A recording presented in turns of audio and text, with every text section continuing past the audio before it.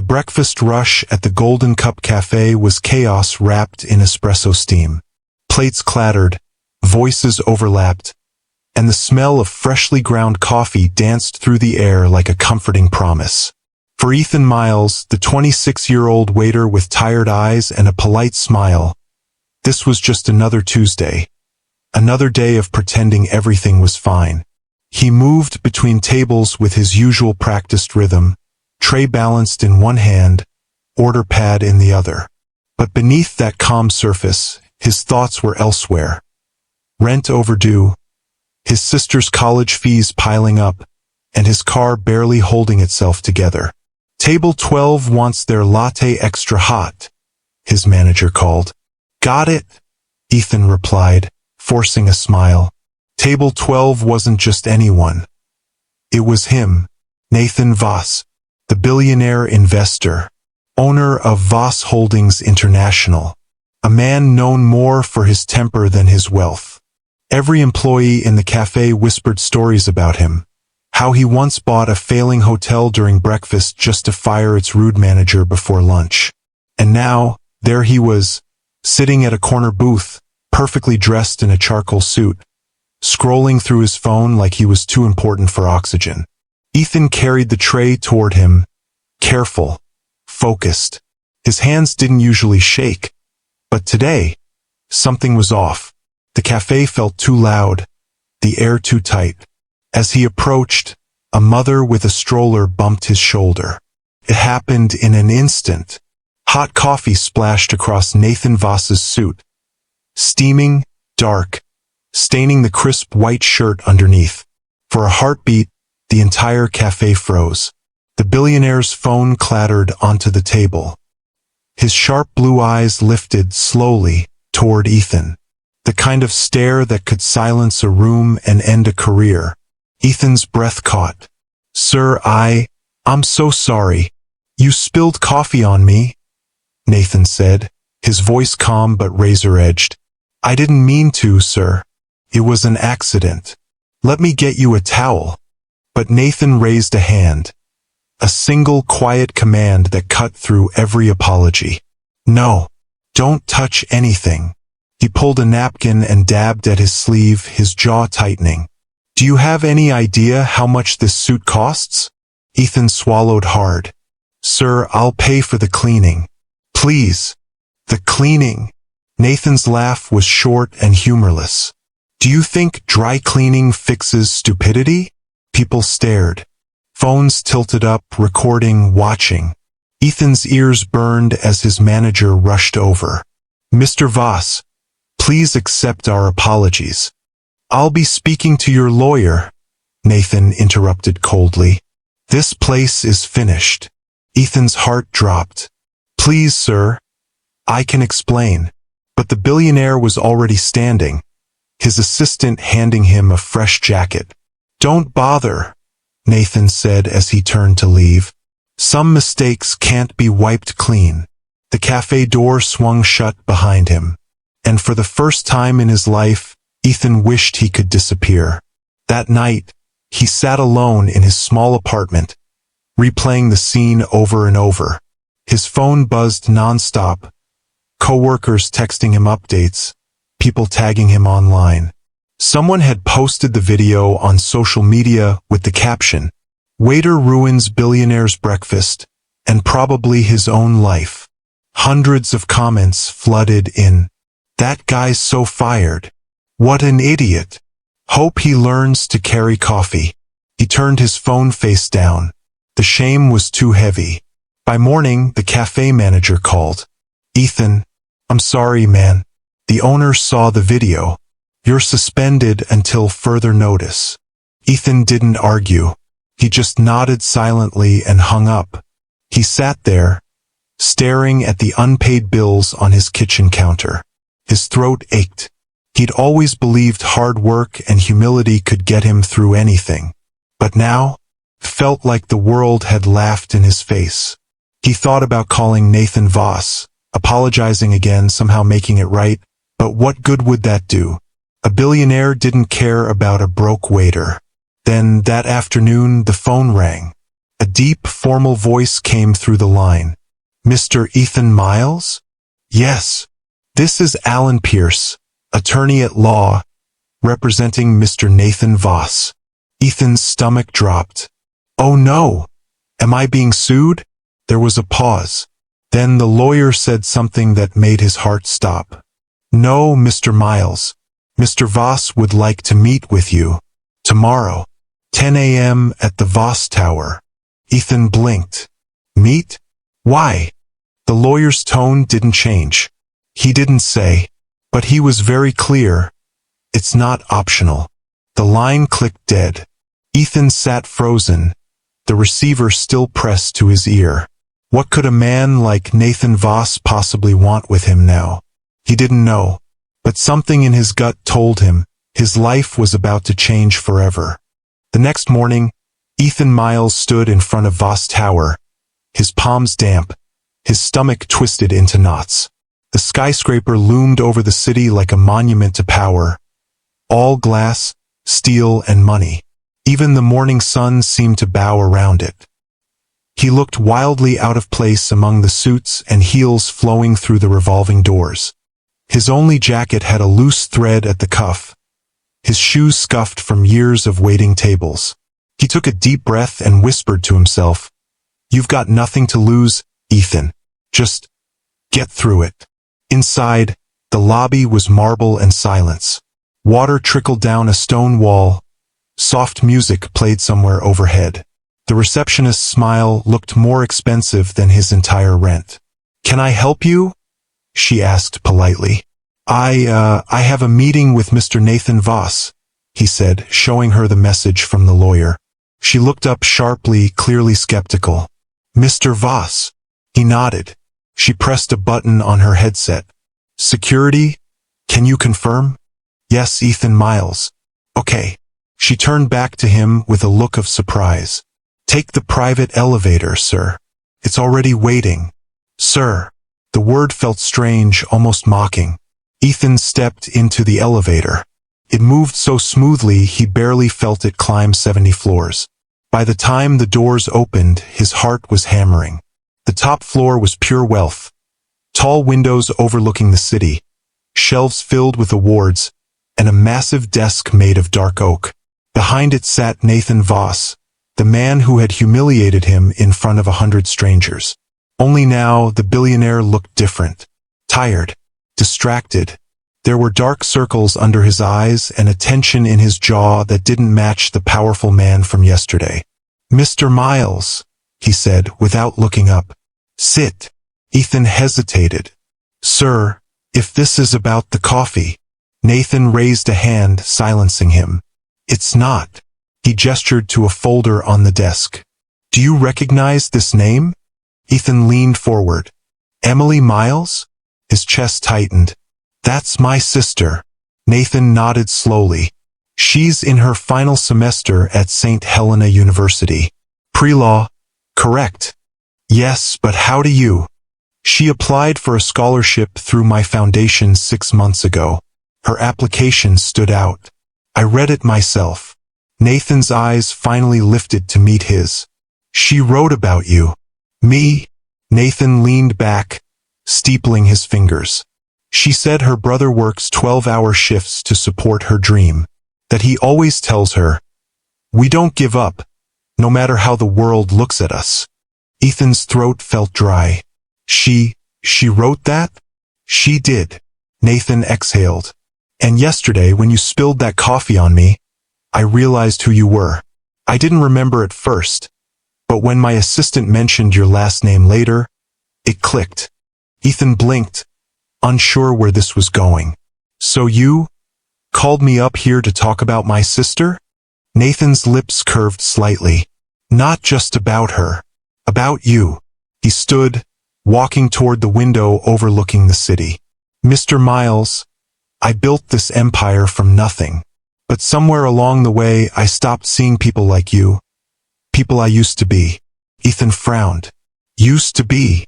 Nathan turned, his expression unreadable. "I wasn't born rich. My father was a janitor. My mother cleaned houses. I know what it means to be overlooked. That confession hung in the air like a shockwave. Ethan didn't know what to say. Nathan continued, "But yesterday when I saw you, and how you didn't fight back, didn't make excuses, I realized I've become the very thing I used to hate. Arrogant, cruel, blind." He paused, then smiled faintly. "So, I called my lawyer." Ethan tensed. "Am I being sued or offered a job?" Ethan froze. "What?" Nathan walked back to his desk and placed a single sheet of paper in front of him. "My personal assistant is taking a 6-month leave. I need someone who can handle pressure, communicate well, and stay grounded. You've already proven all three." Ethan stared at the offer letter, at the salary printed at the bottom. It was more than he made in an entire year at the cafe. "Sir, I don't understand." Nathan looked him straight in the eye. "Maybe you don't have to. Maybe just accept that sometimes the universe gives you a second chance through the strangest mess." Ethan hesitated. "I don't know if I'm qualified." "You're qualified," Nathan said firmly. "And if you're anything like the man your sister described, I'd be lucky to have you on my team." Ethan felt something break loose in his chest. Disbelief, relief, and hope all tangled together. He extended his hand, voice shaking. "I don't know what to say." Nathan took his hand firmly. "Just say yes." Ethan nodded. "Then yes." Nathan smiled for the first time. "Good. You start tomorrow." As Ethan left the office, he turned back one last time. The billionaire stood by the window, staring out at the skyline, a small smile on his face, like a man trying to remember who he used to be. Outside the building, sunlight hit Ethan's face. For the first time in a long time, the city didn't feel so heavy. He had walked in expecting destruction. He walked out holding a future. The next morning, Ethan Miles stood in the gleaming marble lobby of Voss Holdings International, wearing the best thing he owned: a crisp white shirt, navy tie, and a second-hand blazer that almost fit. His stomach fluttered between excitement and disbelief. Yesterday he was a broke waiter. Today he was the assistant to a billionaire. "Mr. Miles." A tall woman in a fitted black suit approached, tablet in hand. "I'm Ms. Avery, Mr. Voss's operations director. He's expecting you upstairs. Follow me." They rode the elevator in silence, Ethan's reflection trembling slightly in the mirrored wall. He tried to steady his breathing, reminding himself that this was real, that the man he once accidentally humiliated had personally offered him a chance most people only dreamed of. The elevator chimed. As the doors slid open, Ethan stepped into a space that looked more like a penthouse than an office. Tall glass walls, sleek furniture, and a panoramic view of the entire city. Nathan Voss was already there, sleeves rolled up, tie loosened, going through paperwork. He looked different today, less intimidating, more human. "Morning, Mr. Miles," Nathan said without looking up. "Coffee black, no sugar is fine." Ethan blinked. "Right, sir." He crossed the office, careful this time not to spill anything. When he handed the cup over, Nathan smiled faintly. "You didn't flinch. That's a good start." Ethan exhaled slowly. "Trying not to repeat history, sir." Nathan chuckled. "Fair." For the next few hours, Ethan shadowed him, scheduling calls, printing reports, even helping manage investor briefings. He listened, watched, learned. Nathan ran his empire like a conductor. Sharp, confident, always in control. But every so often, Ethan caught something in his eyes. A flicker of sadness, regret. At lunch, Nathan motioned toward the terrace. "Walk with me." They stepped outside, wind brushing against their shirts. Below them, the city pulsed with movement. Cars, people, lives overlapping like circuitry. Nathan leaned against the railing. "You're wondering why I really hired you?" Ethan hesitated. "It crossed my mind, yes." Nathan looked out at the skyline. "You're here because I'm tired of working with people who say yes to everything I do. I need someone grounded. Someone who knows struggle, not just strategy." Ethan frowned. You could have hired anyone for that. Nathan nodded slowly. I could have. But most people in this building see me as a paycheck, not a person. You didn't. Even when I insulted you, you didn't fight back, didn't fake a smile. You just apologized and kept your dignity. That's rare. Ethan was quiet for a long moment. With respect, sir, that doesn't erase what happened. No, it doesn't, Nathan said softly. And it shouldn't. He turned toward Ethan. You were humiliated because of me. I want to make that right. But I also want you to understand something. People like us who start from nothing, we don't get many chances. When one shows up, even if it comes in a storm, you grab it and make something out of it. Ethan nodded slowly, the truth of it settling deep in his chest. Then that's what I'll do. Nathan smiled. Good, because I'm about to test that. That afternoon, Nathan called Ethan into the conference room for his first official assignment. Around the table sat a group of executives, men and women in sharp suits with eyes like scalpels. A projector glowed with the words, Proposed Acquisition, Silver Creek Energy. Nathan stood at the head of the table. This deal determines whether we expand or crumble, and I want fresh eyes on it. He looked at Ethan. Mr. Miles, you're presenting first impressions. The entire table turned toward him. Ethan froze. Sir, I'm not. I mean, I've never. You've waited tables, Nathan interrupted calmly. That means you know people. Read faces. You know who's lying and who's bluffing. That's more than half the job. Ethan glanced at the documents, his pulse racing. He scanned figures, notes, and summaries as fast as he could. Then he began. Silver Creek's numbers look strong on paper, he said carefully. But there's something off. They're showing growth in the last quarter. Yet their expenses dropped at the same time. That doesn't make sense unless they're hiding losses. The room fell silent. One of the executives, a gray-haired man named Collins, frowned.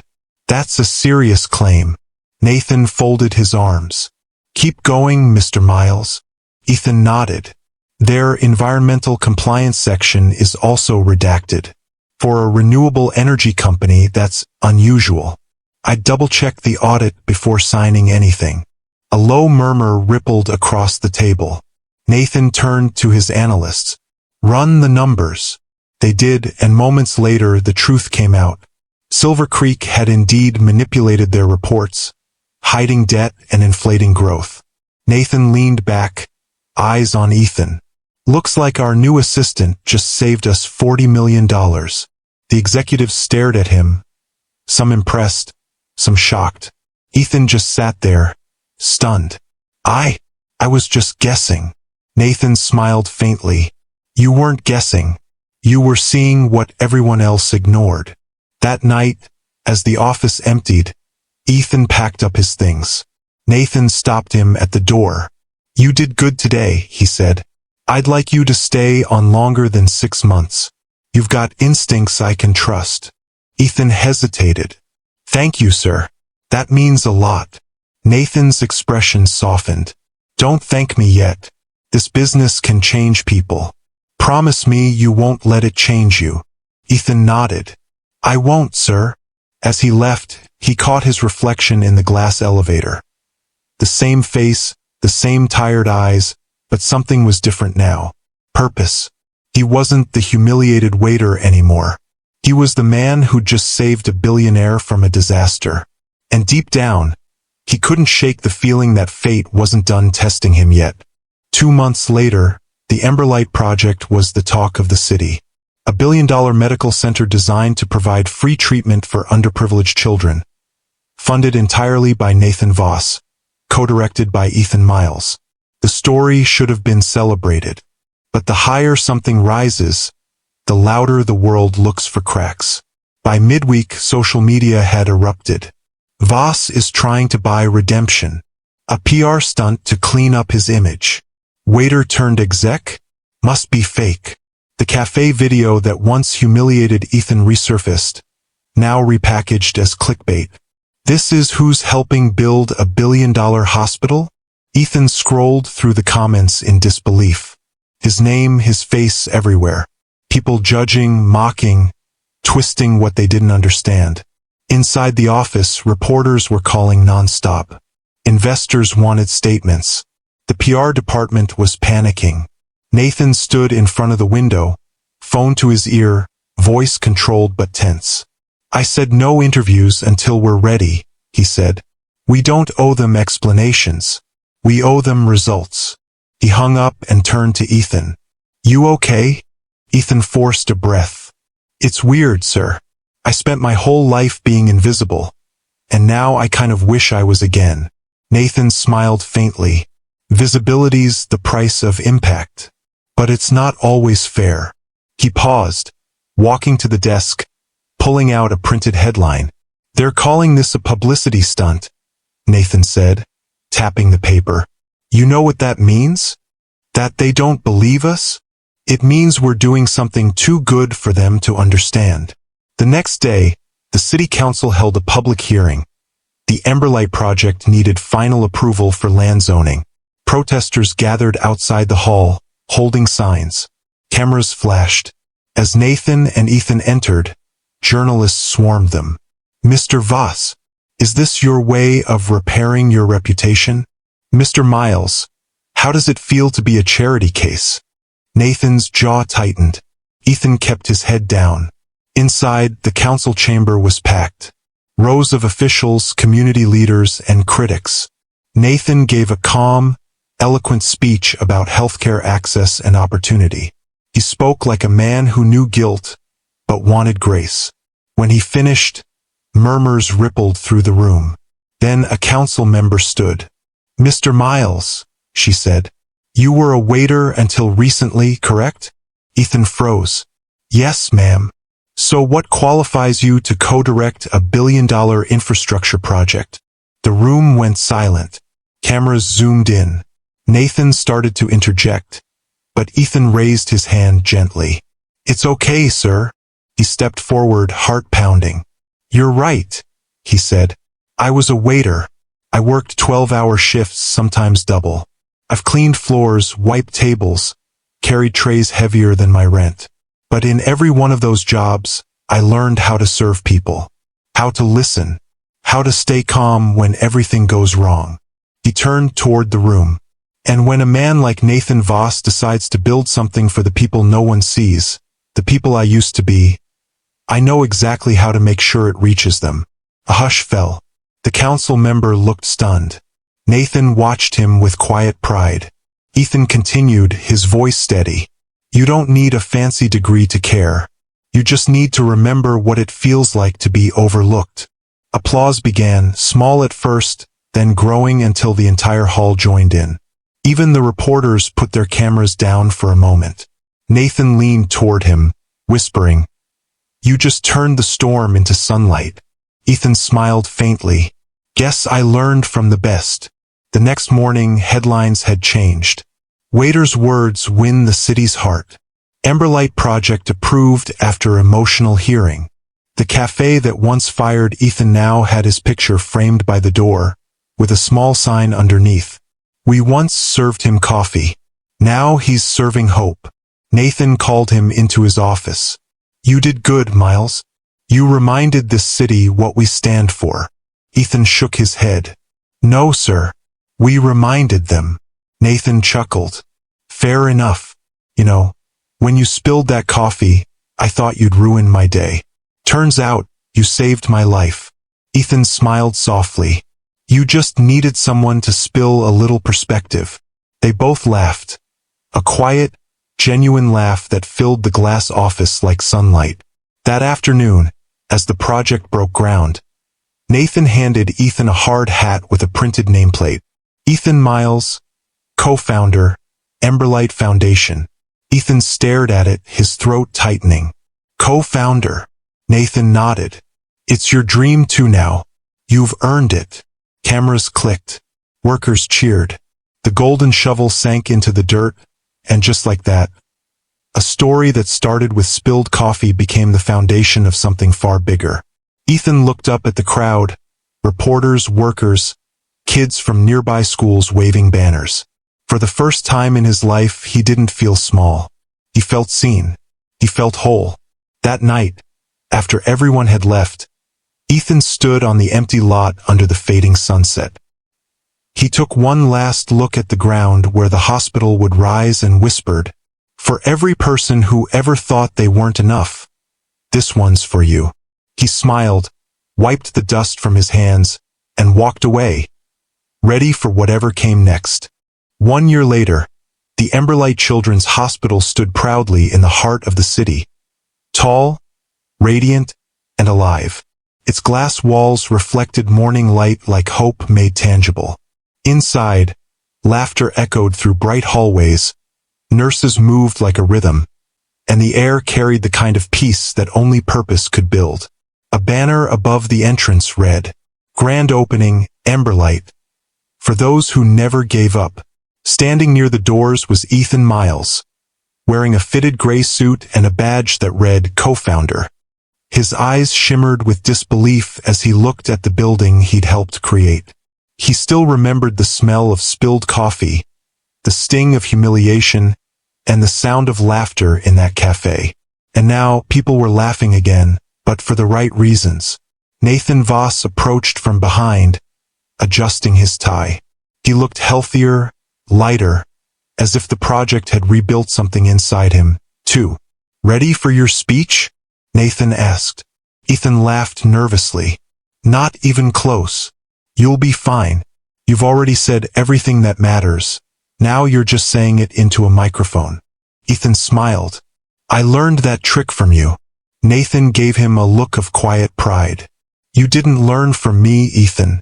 You reminded me." The event began with applause as hundreds gathered. City officials, reporters, doctors, volunteers, and families who had been waiting for a place like this. The mayor stepped up first, followed by investors, but the real moment came when the MC announced, "Please welcome the heart of Emberlight, Mr. Ethan Miles, and his sister, Emily Miles." The crowd rose as they walked onto the stage. Emily looked radiant in her graduation gown. She had just earned her law degree.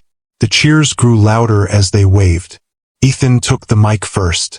His voice trembled at the start, but soon steadied. "A year ago, I was serving coffee to strangers, trying to keep my sister in school," he said, glancing at Emily. "And I made a mistake that changed my life."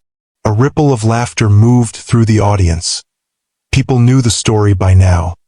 He continued, "I spilled coffee on a man who seemed untouchable, a man everyone feared, and that man could have destroyed me with one phone call. Instead, he made a different one." Ethan turned toward Nathan, who stood quietly at the side of the stage. "He called his lawyer not to punish me but to offer me a job, a second chance. And that chance built this." The crowd erupted in applause. Ethan smiled, his voice soft but sure. "The truth is, none of us get here alone. This building isn't made of glass and steel. It's made of forgiveness, courage, and the people who refuse to give up on others, even when they don't deserve it." He handed the mic to Emily. She looked out at the crowd, her voice clear and bright. "When I was a kid, my brother used to tell me, 'One day, we'll build something that matters.' I thought he was dreaming, but today I realize he wasn't. He just believed when the world didn't." She paused, eyes glistening. "And to Mr. Voss, thank you for proving that power isn't about money. It's about what you do with it." The audience rose to their feet in thunderous applause. Nathan's eyes glimmered as he stepped forward and joined them on stage. He placed a hand on Ethan's shoulder. "You taught me something I'll never forget," Nathan said quietly into the mic, "that every spilled cup, every mistake, every failure might just be life asking us to look closer, to see people, to listen, to remember where we came from." Then he smiled, the crowd falling silent as his voice softened. "And I'll tell you something else. If this is what happens when someone spills my coffee, I almost wish it would happen again." The laughter and applause that followed were warm, genuine, unstoppable.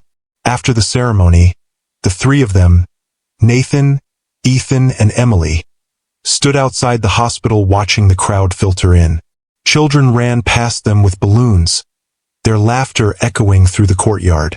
Nathan looked at the Miles siblings and said, I used to think success meant skyscrapers and zeros in a bank account. But standing here, I think it means this. The look on those kids' faces. Ethan nodded. You built this, sir. Nathan shook his head. We did. And never call me sir again. Partners don't do that. They shared a laugh, the kind that came easily now, the kind that once felt impossible. Later that evening, as the sun dipped low, Ethan lingered alone at the front of the building. The glass doors reflected the orange light of dusk, painting everything gold. He watched families leaving with smiles, nurses chatting, volunteers cleaning up. He whispered softly to himself, "We made it." A gentle voice came from behind. "You did more than make it. You built something that will outlive us all." It was Nathan. He stood beside him, hands in his pockets, watching the same sunset. Ethan smiled. "Guess one spilled cup of coffee really can change the world." Nathan chuckled. "Maybe it doesn't change the world, Ethan. Maybe it just changes us. And that's enough." They stood there in silence for a long time, two men from opposite worlds who somehow ended up building the same dream. The wind rustled the hospital banner overhead. "For those who never gave up." Ethan looked up at it, pride swelling in his chest. He had once been invisible, forgotten, rejected, but now, he was part of something that mattered. And as the last rays of sunlight touched the hospital walls, he whispered one final promise. "This is just the beginning."